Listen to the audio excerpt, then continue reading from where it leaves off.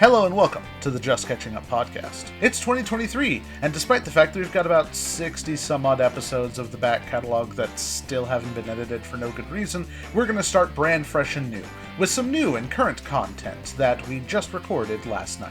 In this episode of JCU, we discuss the movies and TV shows that we watched over the break, and you'll also get a chance to see our pets because people like pets, dogs and cats, living together, mass hysteria. Enjoy. The question, is this something we're going to keep on just on JCU, or is this going to be fully integrated into Geeks Welcome? And if so, should we be using Geeks Welcome and closing this one down? Well, the big thing about Geeks Welcome is that as the channel continues to grow, I assume more people are going to want to join the Discord. And if other people join the Discord, then the chat is public. So if we were... It's good to have at least JCU as a separate Discord. But if we want to try and do some like live streams through Discord, we can. I just like it's possible that like some of the other Discord members will jump on and be like, "Hey," and just start chatting, which might be fine later on. But at least for right now, it's nice to be able to just have the 4 or 5 of us. Yeah, that'd be interesting to do, like in a situation where we had like modders or whatever. Mm-hmm. Not modders. What's the word I'm looking for? No, modders is the right word. Moderators. Moderators. Yeah. We're not big enough. Kind of modder than. We're not quite big enough to have moderators. I guess they're mods. That's what it is. The mods. That's the word. Yeah. Patrons. Like if we had a Patreon account, we could do like. I mean, we do have some of those. Yeah, well, that could be like a tier. Like if somebody wants to join and like ask us questions on a live chat. That could be like a Patreon tier. Like you say, like if you pay $5 a month, then you get to join our weekly slash bi-weekly slash monthly, however often we do it. Video chats. Because we've been a bit behind recently, but I am planning to try and post this as like the first video of the year. And I want to try and get back and re-record some of the older podcasts. Well, re-edit some of the older podcast episodes because there are some really good ones, like the Game of Thrones trial that we have, the trial of season 8, as well as the Star Wars tier list, which I don't completely agree with, but whatever. Also, we had like some fun game stuff we did. Like we had picking your favorite scenes or from movies, whatever it was. We've had a few fun little things that we should get back to doing again. We had the best Joker. Oh yeah. It's the guy from the deleted scene in The Batman. He's better than Jared. Apparently they had the Joker in The Batman, but they deleted the scene. He was supposed to be in that. I still say the best scene in that movie is the Bruce Wayne scene. Oh, Paul Dano? Paul Dano being a weirdo? Yeah. Yeah. That scene's... I hated that. Yeah, he is a freaky Riddler. Yeah. He did an amazing job. No, he did a fantastic job. Oh, I'd say probably best Batman villain since Heath Ledger's Joker, in my opinion. You know what? I think you're right. I love Bane until they ruin his character in the third act, but he was awesome. Yeah. Until they undercut everything about him. Until they ruined him, he was great. But he was, for 3/4 of that movie or so, he's amazing. Until they were like, oh no, we were talking about Talia. Yeah. Like that was when it was just kind of like, come on now. Yeah. No, I think it's hilarious that Bane was in Batman and Robin was a henchman to a female villain who had like everyone hated, and so they're like, well, we're gonna do Bane for real this time. And then in the third act, it's revealed he's just a henchman for a female villain. Yeah, we're gonna do the exact same thing. Now the fact that wasn't what we messed up. Incidental, but the fact that he's a henchman is what ruins him. It's like, no, he's like a legit threat. Just let him be the bad guy. But whatever. that wasn't what we met. It wasn't making him a henchman that we messed up. It was the fact that he was a henchman to Uma Thurman. Now we have to make a who played Talia in the Dark Knight Rises? Marion Cotillard. She's the French actress. Yeah. I don't know if I can pronounce her last name, Cotillard or something. Marion Cotillard. Marion from Inception. Yeah, the one from Inception. Oh yes, the lady from. I do remember that actually. She's brilliant. I like she's fine. Like she was not the problem with that. Yeah, no, it was. She was just fine. It was just everything else. Yeah. It was just the right. Well, one specific thing else. Yeah. Like I think most other things else were great, and the script is actually really good for most of that movie. Take that one small change and just don't make him. I think there were some issues with the script early on, but like forgivable issues until the third act when it's just like, yeah, we don't care anymore. I like. Have you guys seen the meme where it says, "I like how Dark Knight Rises just does a bigger budget version of Batman carrying the bomb from the Batman 60s show where he has to like let the bomb explode somewhere," and Dark Knight Rises does the exact same thing just with a jet. So the CGI, CGI hovercraft. Yeah, that's a thing. That's great. It's just like, we don't just reuse ideas, we make them, we update them. Yeah.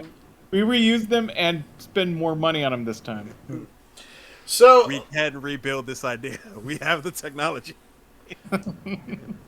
So, gentlemen, what have you been watching over the holidays? I watched this incredible movie, and I think I've already just rambled about it to all of you.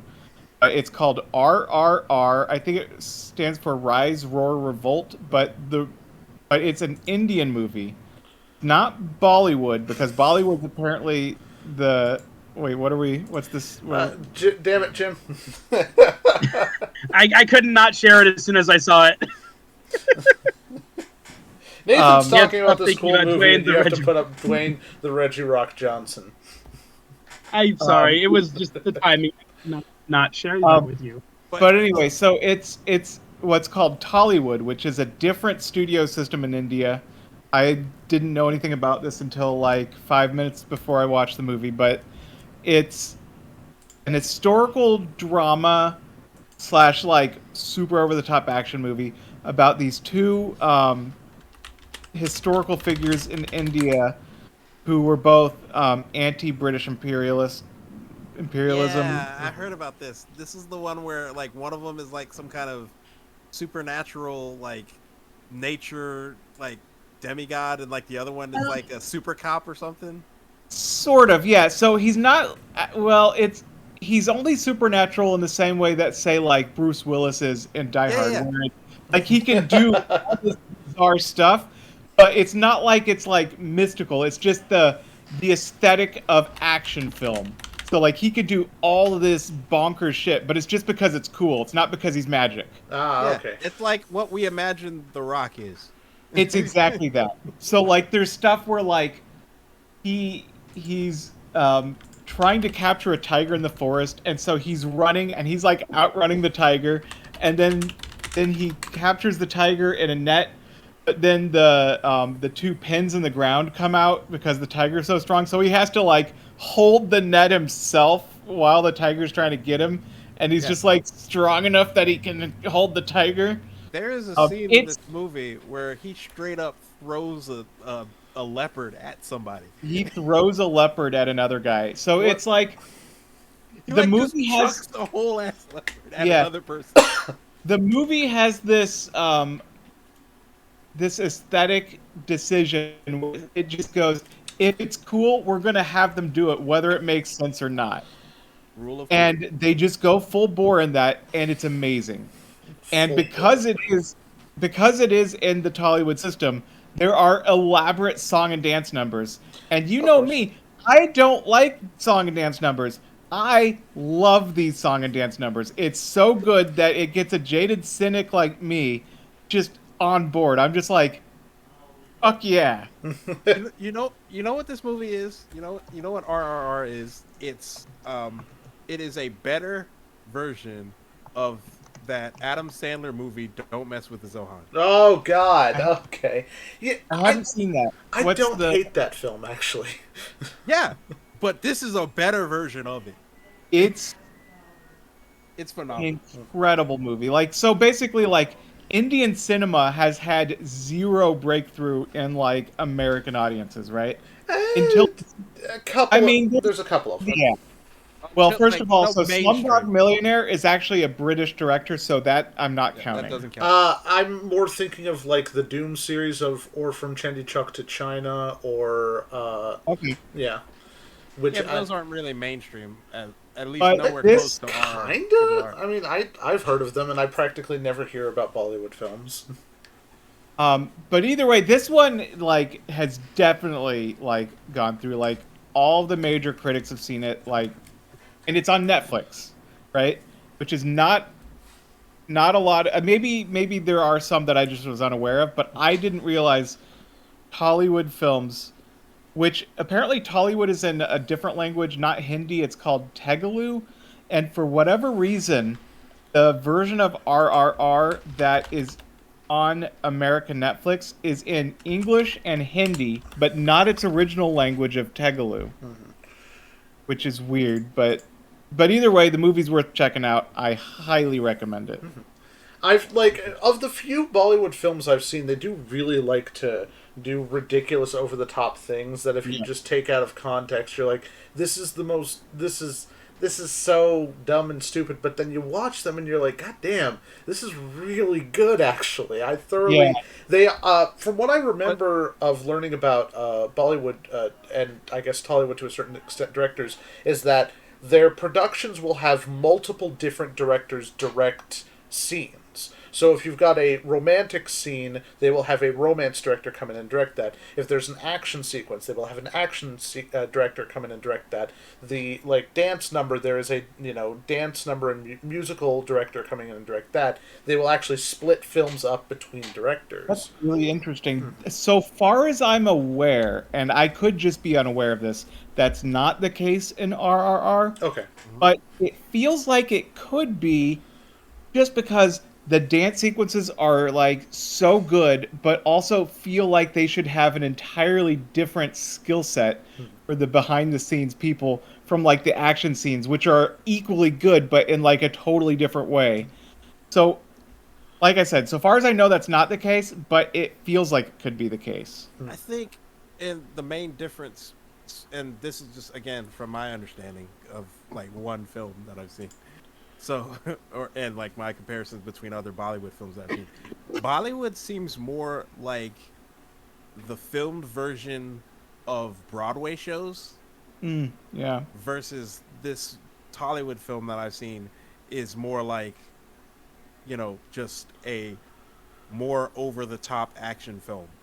So basically, more over the top action / comedy film. So basically, take something like Fast and the Furious, or I'm trying to think of another like action comedy, or like The Rundown with The Rock, or The Rock with Nicolas Cage, or The Rock with Nicolas Cage. Or like take like a more action comedy film and just crank that up to like 11. Yeah, this is more like. It's weird because there are, and it's also weird that these vibe together somehow, but like there are scenes that are like legit dramatic. Like there's some actual like heavy duty like drama in the movie, but then other scenes where they're just like a guy on a horse and a guy on a motorcycle both fall off a bridge while hanging onto a rope and save a kid from an exploding train. Yeah. Right? So like it goes so over the top, but like there's an earnestness to it where like you're just like, obviously it's over the top, but they're playing it straight. Yeah, and there's a weird like wraparound where it's like, this is so over the top that I buy it once again somehow. Yeah, like Fast and the Furious, like that scene where Vin Diesel like takes the car and like somehow like turns the wheels so that like the bridge like plank like jams in the wheel, and then he Tarzan swings the car across the thing. Oh my god, I remember that. But don't they also go to outer space in the car in one Fast and Furious? Yeah, so this is very That's the same much, one. yeah, it's very much in that line of like we're just gonna go over the top unapologetically, and if that we're over the top to the point where the fact that it's over the top is no longer a valid criticism because everyone's just like, you have to either buy in or just get out of the theater, right? Yeah. It's like the whole point of us is that we're over the top now. Yeah. It's like, so you can't use that to criticize us. We're wearing our over the topness as armor. Yeah. Which is just great. So, has anybody else seen anything recently? Jim, what you been watching over the break? Oh gosh. Well, most of my viewing this past several months has been anime related. Aside from wrapping up the stuff of the latest season, I don't know if I'm not sure if I ever told y'all, but I took the plunge on One Piece. I am currently 200 and I think about 250 episodes in. I skipped a few filler arcs here and there, but y'all, this shit is really, really good. Oh, I've heard, and I don't even mean just like ironically as like 90s, early 2000s kid anime, like the tropes, the DBZ stuff, the tropes. Mm-hmm. Like, yeah, there's some tropes here, but this also has a lot of really damn good writing. Sometimes it drags, but then you'll just get hit with this really dramatic moment or this really good bit of comedy, and I can see why this shit's gone on for over 1,000 episodes. This is good. So that actually gets me to my question: how many episodes of One Piece are there? Over 1,000. I don't know the exact number. And that is so. I've heard great things about it, but I'm so intimidated by the 1,000. Exactly. Yeah. And I felt the same way. But here's the thing: one, you can look up online lists of the arcs and where the fillers are, which episodes to skip. And there's a few here and there, but I hear there's more of them later on. And second, if you watch it on Netflix, they've got one, you can skip intro, skip endings. That cuts down a lot of time. Recaps. Also, the English dub is really good. I actually got really distracted for a while because one of the voice actors also plays Krillin in Dragon Ball Super. And so I'm like, no, this is not Krillin. This is somebody else. But no, you just get so hooked. Yesterday, I was like, okay, I'll watch 4 episodes today, 4 episodes on Sunday, and just trying to keep my pace going. I binged 10 episodes. I just couldn't stop. It hooks you in. It's on Netflix, you say? Yeah. Yeah, you can find it on Netflix. That's the downside is they've only got 300 to 400 episodes on there, and it's kind of annoying waiting for them to put more arcs on there. But eventually, I'll probably just jump over to Crunchyroll and watch them in Japanese. I don't remember exactly, but there's quite a lot missing. From what I've been told. There's they're not caught up by any. Maybe it was closer to 500 or so. I forget. But it was they had quite a few on there. Yeah, but I mean, even still, I've been watching since I don't know when I started, October, maybe November. Just jumping in on it, watching a handful of episodes Saturday and Sunday, and here I am again, 250 episodes in, and it every time I think it starts to lull, something happens that oh my god, this is the best thing ever. It just keeps doing that. Because the thing is, this guy, the writer, he did such a great job of world building that no matter where they're going next, you want to see what's this island going to be like, what are these people going to be like, what are the villains, the monsters, whatever they're going to see going to be like, and the character interactions are so well written. You believe these characters are a crew, that they are friends, and you just want to see their interactions. So I'm loving it. When you say world building, so I assume then it's not on Earth. It's on some. No, alternate Earth. I mean, it's very much an Earth, but it's not our Earth. The way the world is structured, it's not really Earth. But I mean, they are people. There are animals. There are monstrous animals living in the sea. Is it Earth it's there's Japan, there's America, there's no. Middle Earth, where it's this is humans in a world, but it's not our world. It's a secondary fantasy world. You could easily forget that this is not our world. I mean, if our world were much more seafaring and it was the age of pirates, Waterworld. It's Waterworld. There you go. Oh god, no. Waterworld, but with more land. And actually good. I don't actually hate Waterworld. I don't either. It's not good cinema, but I actually had fun with it. But yeah, I know it's intimidating to take the jump, but like, basically, I would say if you're not hooked by like the, I don't know, episode 10, 15, so whenever they finish the stuff with the Buggy the Clown, if you're not hooked by the end of that arc, like, it's probably not for you, but like, it's so good. Other than that, I started Rurouni Kenshin finally, going back to my 90s anime catalog, trying to get through that by the end of February. And that's also been entertaining. So there's speaking of histories and empires and whatnot, imperialists. So I've been enjoying One Piece and Rurouni Kenshin. Yep. Speaking of water worlds and Kevin Costner vehicles. Did you watch Waterworld? No. Oh. I've been watching Yellowstone. Oh, yeah. I've heard good things about that.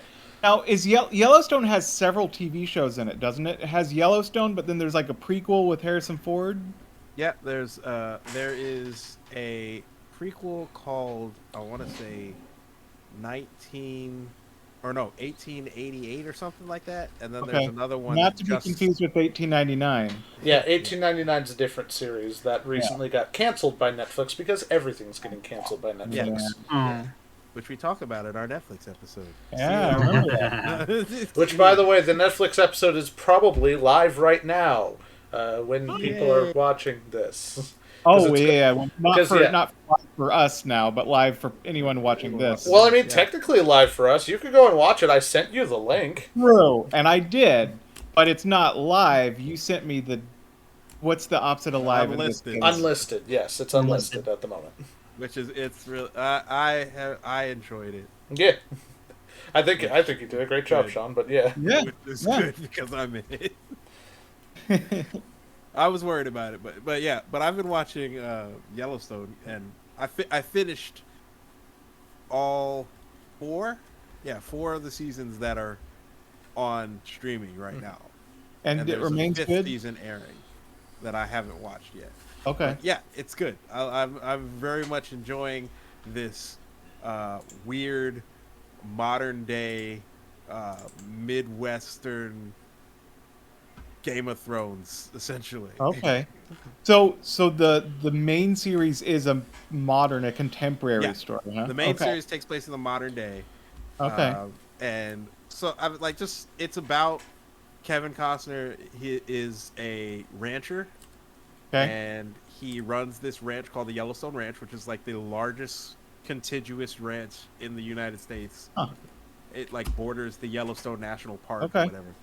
So, and pretty much the premise is that he owns the largest ranch and everybody wants his land. And you know, he's just gotta, find different ways to fend off all these people who want his land. Like, obviously, like the Native American tribes want his land because it's like, it's their land, their ancestors stole it from our people. And then there's the developers who like want his land because they want to build resorts and parks and airports and golf courses or whatever. Then there's, there's just various different people who want his land for various different reasons. So it is to capitalism what Game of Thrones is to feudalism. Yeah. That's exactly right. Yeah. And I'm not sure how to take that, but okay. It's him. Backstabbing politics. They just happen in a corporation rather than. Because I mean, it's still like a royal family because like he's like the king, and then he's got his family, which he's got like his son. He's got several sons, one of whom is clearly his favorite, and like the other ones are kind of like all trying, I guess, to fight to impress him and gain his approval. Then he's got the one daughter who, is also clearly his favorite. All right. This is like his other favorite, and she's like can do no wrong, but she's like an evil, vindictive shrew. All right. So she's like Lady Macbeth. Kind of, yeah. Kind of, yeah. Okay. Hold on a second. But yeah, it's a great show. I'm loving every second. Hold on a second. I had to check on what's going on over here. How about you, Ian? While we're waiting on Sean, have you been watching anything recently? Oh yeah, I've got a few things that I was checking out. I was checking out 1899. I've heard that's really good. Oh dear. I'm not I don't hate it.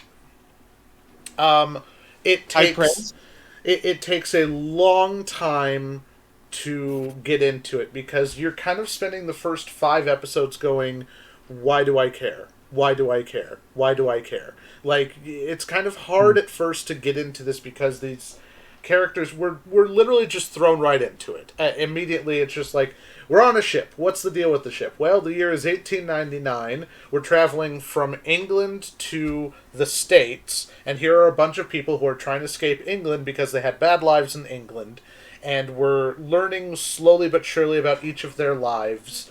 But then weird things start happening, like stuff that you can't really explain. Like, we're hearing about there was a ship that was lost in this part of the sea many years ago, and supposedly we start hearing from the ship, and then, like, odd, like, things that you can't really explain. They're not necessarily supernatural, but, like, unexplainable things start happening on this ship, and so it's just like, what's going on?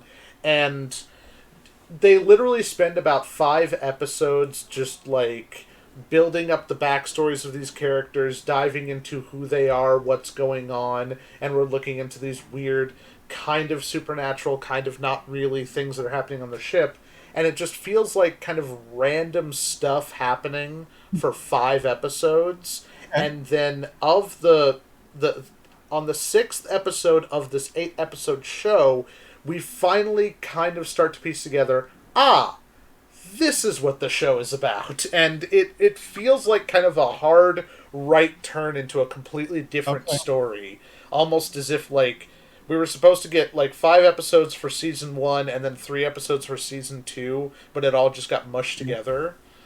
Oh, that's a little disappointing, because I bet if the show went on for, like, 5 seasons, those first 6 episodes wouldn't feel onerous. But when the show is canceled after season 1, I feel like now So, tell me how accurate this is. So, our friend Damien said, or I'm quoting them, saying, it's like A24 Lost. Is that an accurate description?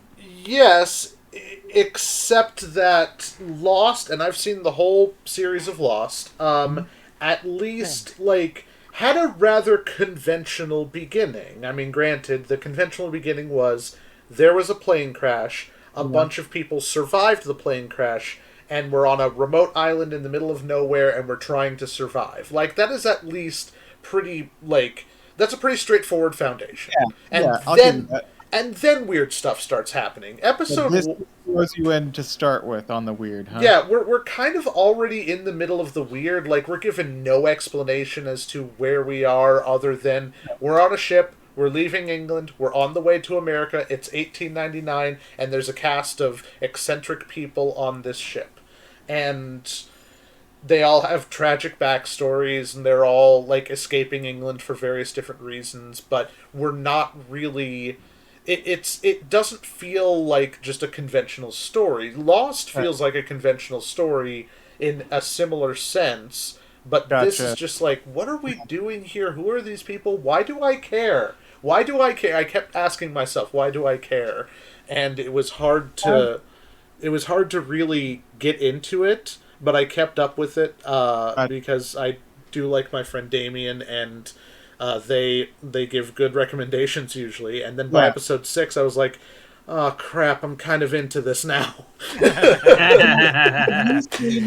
So the show, I know the showrunners for this are the same as for a previous show called Dark. Yes. I saw the first episode of which was good, and I've heard amazing things about the rest of the series, which I eventually need to finally watch. Mm-hmm. Have you seen Dark? I haven't. I don't know. Like, I don't know anything about it. I just, like, my wife recommended it, and she was just like, we should watch this. I'm like, okay, sure. And then the first couple of episodes, I'm just going, what is going on? Why do I care about these people? I'm so confused. And she's just like, we just got to keep up with it. And then by episode 6, I'm like, oh crap, I'm kind of into this. Yeah, they are hour-long episodes, so there's a lot to have to get through. And you will find yourself going, what is happening? What's going on? And it sucks because season 1 ends with this with this setup for a much bigger thing. It's just like, oh, this is what's really going on, and you feel like we're about to kind of like crack this whole thing wide open, and now it's been canceled. Now I'm just like, is Netflix, can you send this to someone else, please? I kind of want to know what happens next, because it feels like there's... I mean, part of me is like, I feel like there's a bunch of unresolved stuff, because the first 5 episodes sets up the, like, 12 or so characters in the show, and we get so much backstory that kind of feels like it needs more explanation. Like, we need to... It's like, why were we telling this? What was this ultimately going to achieve? And I'm being vague about this because I don't actually want to give away what the... Because, like, I've told you about 10% of the story. It goes way deeper than what I am describing. But so, you know, your descriptions kind of conjure to mind. Have you seen the show The OA? Yep, watched both seasons. Is it kind of like that, or apparently what did you think of the OA? I actually liked the OA. Okay. Do you want to talk about the OA real quick on the podcast? Very strange. Marlo says it was very strange. Yes, very true. Tell her I agree. Nathan agrees. Also, she handed me a dried apricot, which is quite nice. Oh, an apricot. I thought that was a really big Cheez-It for a second. No. Yeah, that's what I was thinking. Yeah, what's up, Marla? Well, we all I think she's gone now. Mm-hmm. Marla's gone. Yeah. She couldn't be bothered to say hi to us. Oh, is Mickey there? Can we see Mickey? Okay, let's see Mickey. Bring on Mickey. Nathan, you talk about the OA real quick, which was another very weird show that got canceled before its time. I'm going to see if I can find the dog. Yeah. I only ever saw the first season of the OA, but it's like this fairy tale science fiction thing inside of a drama, and it's been like 5 years now since I've seen it. Sean, have you seen the OA? I don't recall. Okay. I don't believe so. See, I feel like it's on Netflix. Yes, it was on Netflix. There were 2 seasons. So it's been 6 years since 7 years since it came out. Like I heard about it, but I don't think I saw it. All right, let's see this dig dog. Oh, he's a doggy. No, Mickey, come here. It's okay, Mickey, come here. Dig dog. It's okay. Oh, someone's petting him from off screen. He's a little shy, but he's such a good boy. It's okay, Mickey. Oh, sweet buddy. He's a scaredy dog. Yeah, he's a little bit shy. Mickey. He doesn't understand what's happening, that's all. It's okay. Oh, and there's another dog. Sean, remind me your dog's name? This is Snickers. Snickers. That's Snickers. Are we just showcasing the dogs? That's okay. Snickers. There's everybody dogs. I don't have dogs, but I'll join in.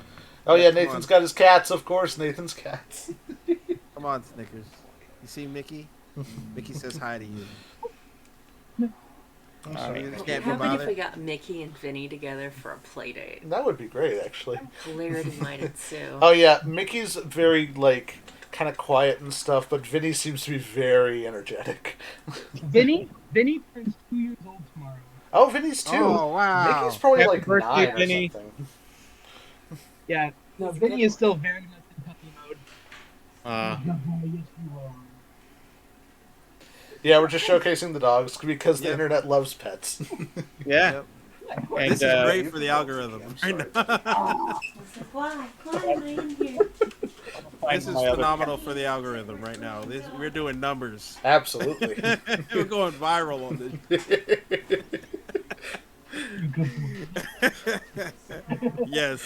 Yes. Throw it. Yes. We gotta have cats in there. Absolutely. Cats do numbers.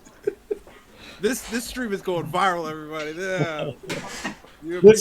Be sure to make this the thumbnail. Yeah. The thumbnail of all the pets. Yeah. The episode with all the pets. The one with the cats. This girl's name is Yara. That's Yara. That's right. He's very fluffy, as you can tell from all the floof. Oh yeah. Where's Emmy? She is Got it, asleep Emmy. on the That's chair. Let's go say hi to Emmy. Everybody wants Yeah, an we saw Emmy a little bit We ago. did see Oh, her I didn't. earlier. Oh, there. Hey, Emmy. She doesn't want me There's to Emmy. bug her. Yeah, good kitty. I love you. Yeah. Everybody She's the one that loves actually Emmy. lets me pet her on a regular. Yeah. She actually, whenever Jim comes over, she'll come up and rub up against Jim's knees. She's Gotta kitty. have it. She's sweet. Yeah.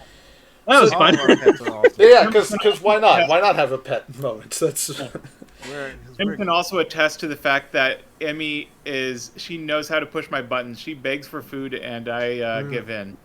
oh god. Oh yeah. Mickey does that all the time. Like we'll sit down for some kind of like dinner thing, and he'll just walk over and just because he's an Australian like sheepdog, but he's a snubtail. I wrote it down somewhere. He's got this like long type of dog name, but he's a snubtail Australian sheepdog, but it's like a short-haired sheepdog. And so whenever he wants something, he'll just walk over to you and just go. He'll just tap you with his nose, so you'll just feel this on your on your arm. And you're like, "What?" And Mickey's just there. He's like, "Hi, I've never been fed in my entire life. No one ever gives me food." Exactly. It's like, Mickey, we feed you multiple times a day and also give you snacks. And he's like, "Yes, but I haven't been fed in like 30 minutes." Please, sir. May I have some more?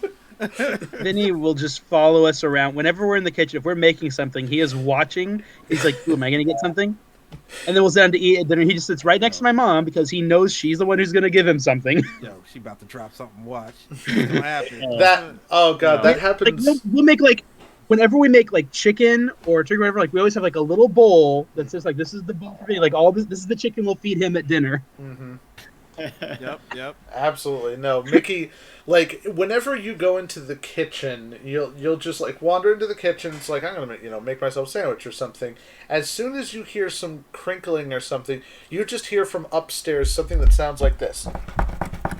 Yep. Yeah. And then just, you hear the dog just, like, running across the tile, and then you turn around, he's just there. Food is being opened. I heard Hi. food.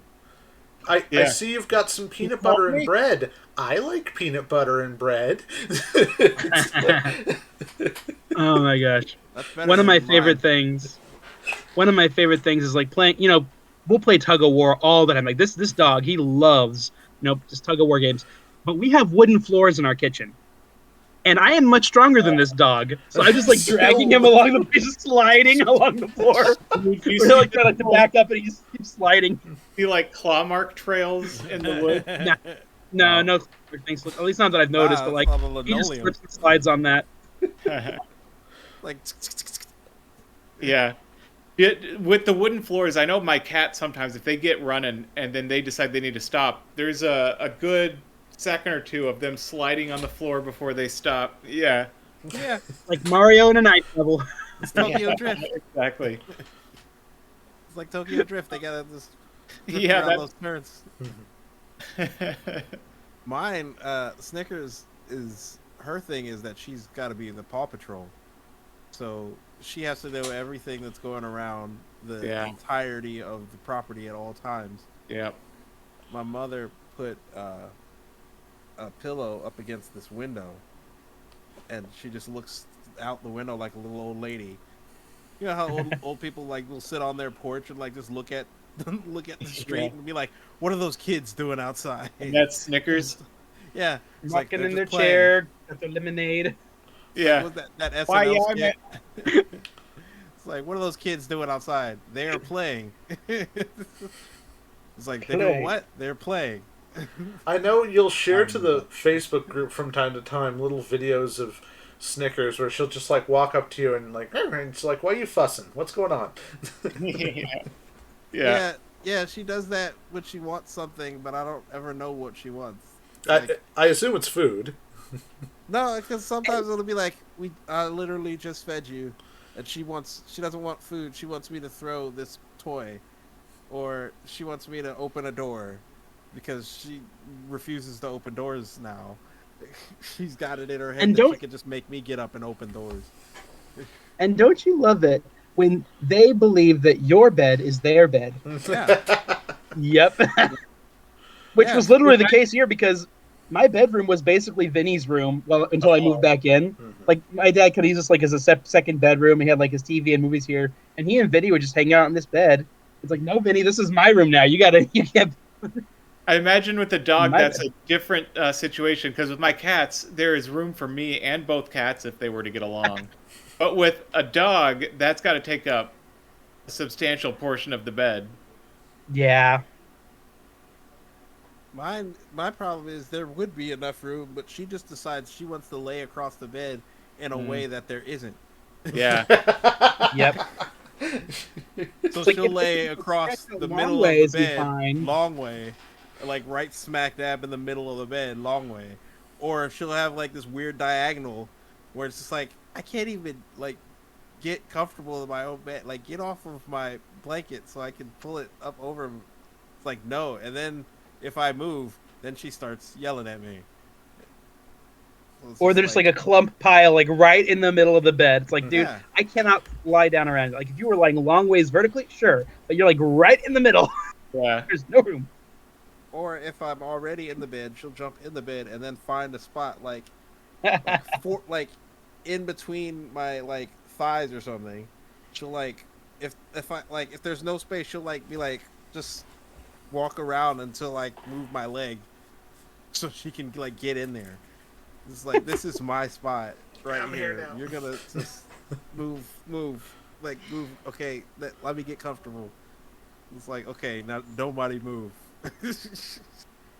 I'm gonna sit in the most uncomfortable position for you, and now I'm gonna watch TV. But yeah, that's this one. You know, sadly, there is another pet that could not be here because he does not live in my house. But as I was telling some of y'all earlier, I fed my pet snake for the first time today. That's right. Yeah. So it's a brand new pet.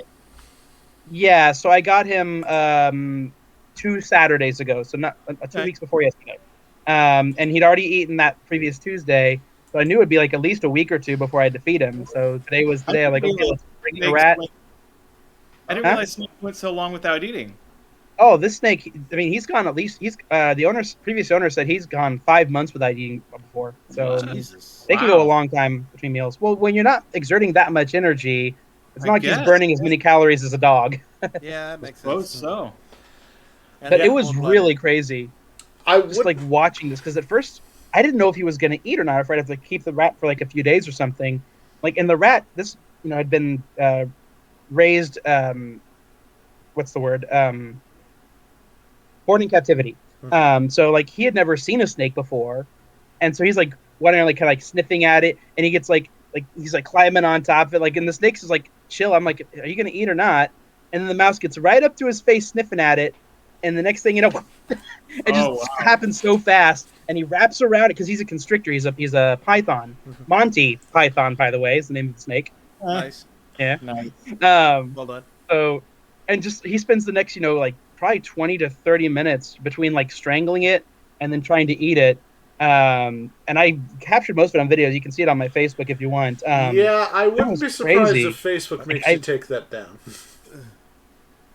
Why? There's nothing like wrong with it. Yeah, I mean, it's like David Attenborough. I mean, yeah, it is. I mean, it is nature. Yes, that is how a snake eats. But I wouldn't be surprised if Facebook was just like, you have a video of a mouse being killed or a rat being killed by a snake, and it's just like, and I wouldn't be surprised if they make you take it down.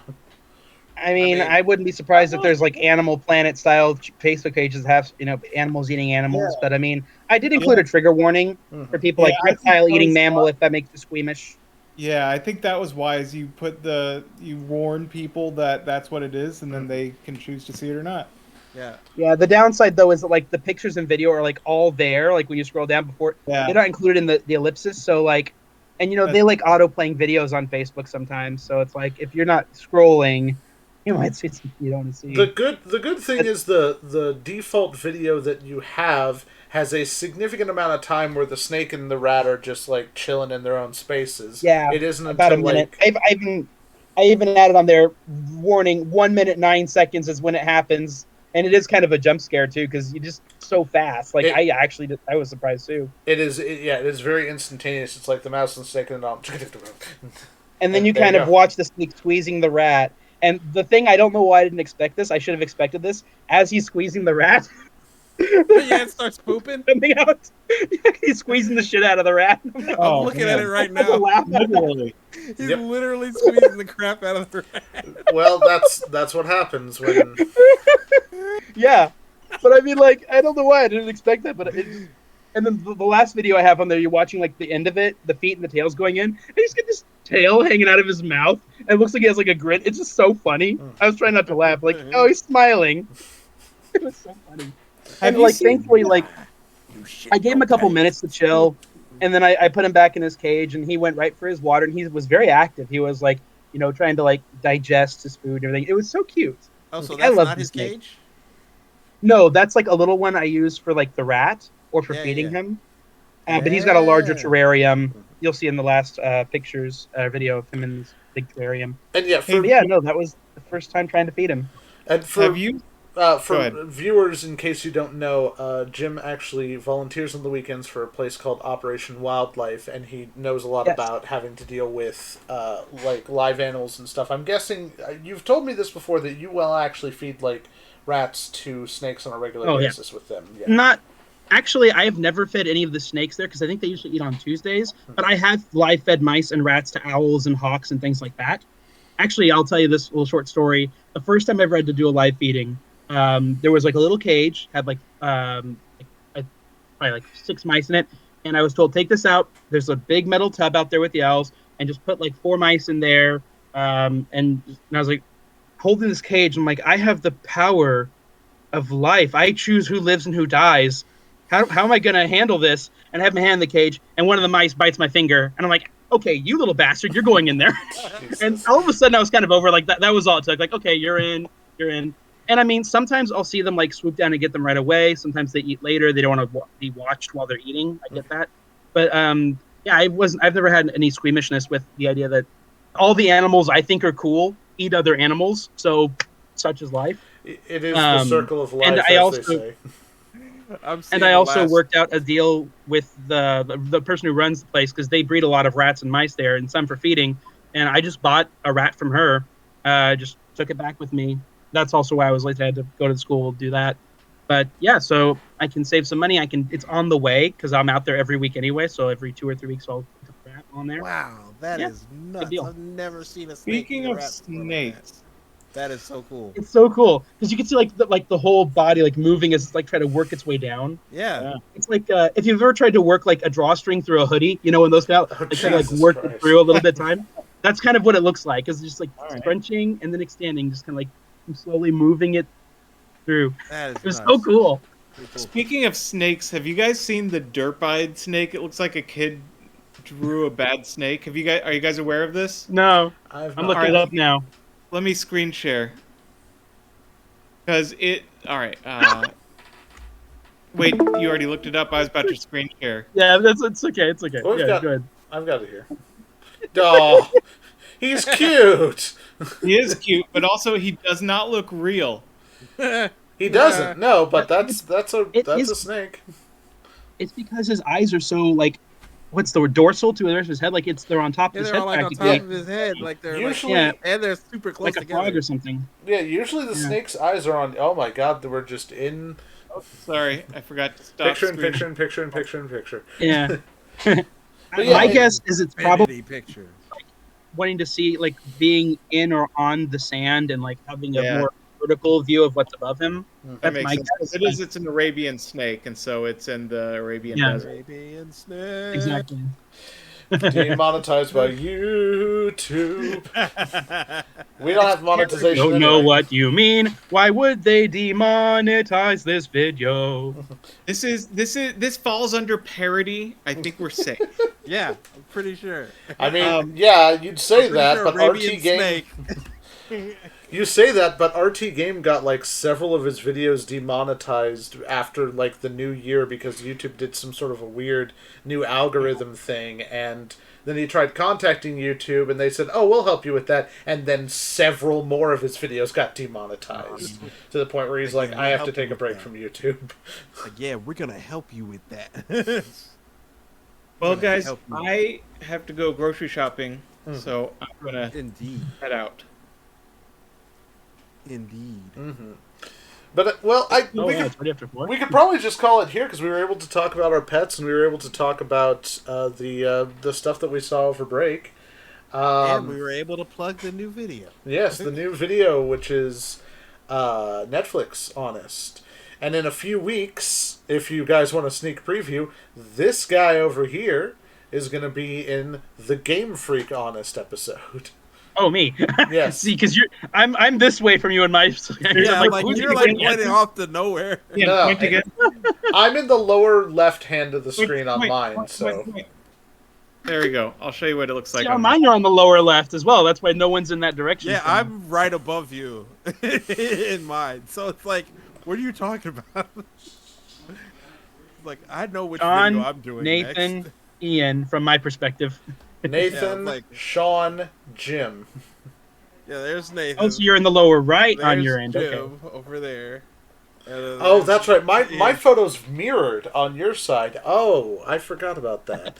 Yeah. I'm mirrored from because I'm wearing my Black Mesa shirt, but it's backwards. And we can read it perfectly. Yeah, because Discord can't figure that out for some reason. And my shirt's flipped on my end, so I mean, I don't know. Maybe I should mirror my picture. Which is weird because or maybe it's only mirrored on seal this is backwards. Oh, okay, yeah, because we're only backwards on our own screen, right? Yep. Yeah. Okay. Yeah. Discord be weird like that. Technology. But yes, thank you for joining me here today, JCU crew, and this will be well, I'll call this the JCU 2023 episode 1. We'll just name this by year, and I'll just have the back catalog of videos be like season 1 or something, and we'll just go by year. So JCU 2023. Sounds good. The one with the pets. The one with the pets and talking about and what were the movies we talked about? It was RRR. It was 1899, Yellowstone, and One Piece. I talked about anime. I didn't talk about movies. Yeah, but you talked about One Piece. Yeah. And I've watched enough One Piece where it may have both been several movies. So Heritage Cinema and Arabian Snakes. Yes. All right. Well, talk to you later. All right. Bye. Catch y'all later, everybody. We'll catch up with you later.